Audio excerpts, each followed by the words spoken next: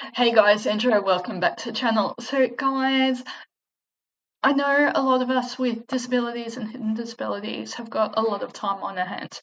So guys, this is a bit of a list of books that I have found to have impacted me as well.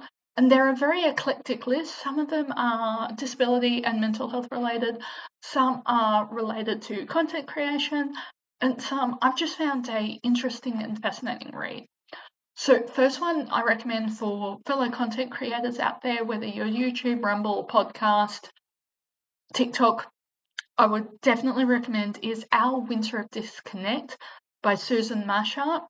So she did this back in 2008, so it is a bit dated, but she took all of her family's electronic devices off them for a year, including herself, because she was a podcaster with the ABC at the time, still is as well.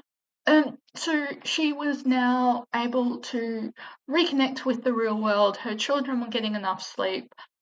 She was meal planning, prepping, and how they came together as a family and reconnected with hobbies, families, and friends, and healed their relationships as a family, and how they discovered that their daughter's personality was quite different to the bossy and bolshoi personality. She was up till all hours on her phone, and so by taking that away, she was able to catch up on sleep. Really great and heartwarming read as well. Then the next one is around mental health.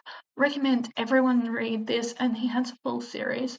The Reality Slap by Russell Harris, who is the founder of ACT therapy. So that's acceptance and compassion therapy. So the acceptance is accepting your situation, accepting your reality, not denying it, and then working towards changing it or accepting what you can't change about that situation. So you can see where that would really resonate with both hidden, overt disabilities, both mental, psychosocial, and physical disabilities.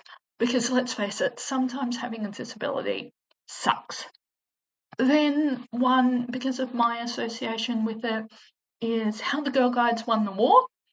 They go into that Girl Guides, even in the modern age, is more than bickies and campfires and camping. So they talk about being recruits for MI5 and 6, running canteens, the practical things that Girl Guides did worldwide to protect particularly children, women, and give comfort to soldiers abroad as well. So they had very practical skills. And who is going to suspect that Girl Guide doing a dead drop off? Let's be real about that. And as a side note, MI5 and MI6 tried Boy Scouts first, but they found the boys were too gossipy, which I find absolutely hilarious as well. Then these are some general ones, especially to understand the world, especially as we now are coming up to the American midterms and the elections. We're seeing political instability worldwide as well, and we're seeing media create echo chambers, create false narratives as well. So, guys, Manufacturing Consent by Noam Chomsky, really good one to read, and he has done an update talking about Microsoft funded media as well, how to follow the money and follow the narratives, and how to do your own research. The next one, and it's on Dr. Jordan Peterson's reading list. So if you want some more books to expand, he has a reading list over on his website and at the Daily Wire as well. That the Gulag Archipelago. So that's by Alexander Solzhenitsyn. So he survived the Gulag, and it talks about how the USSR and the Soviet nation set itself up for failure. And it's a really good insider look at communism and how communism does not work. The best we have to work with is democracy. it does have its faults, but how it's so much better than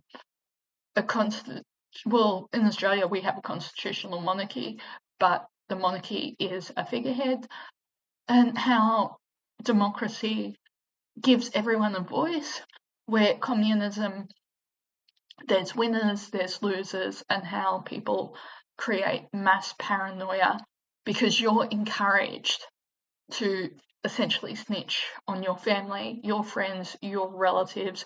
And he talks about the origin of the term stool pigeon and where that came from, being someone who is an informant to the government as well. Then the other one is Guns, Germs and Steels by Jared Diamond.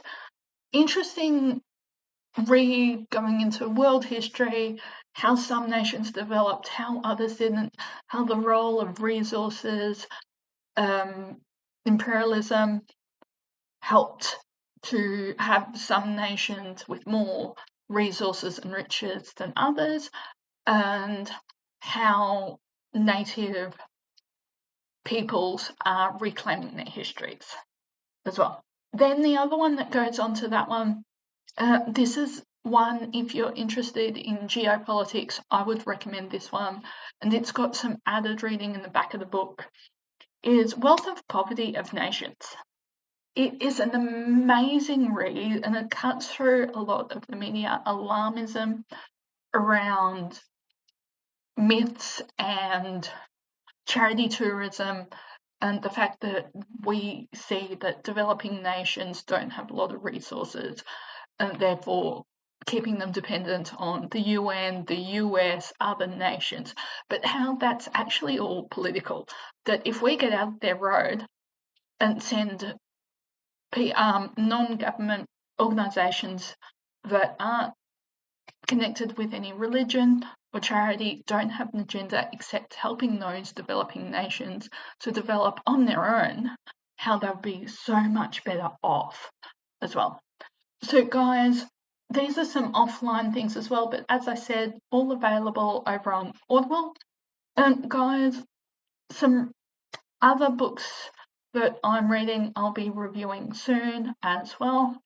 But guys, these are ones that I'm seeing that as we get more and more divisive, and unfortunately we see disability become a political issue, which it should never be a political issue, but I can understand how and why in OECD countries it has become a political issue, because if the government's funding universal care schemes, universal healthcare, universal education, there needs to be funding.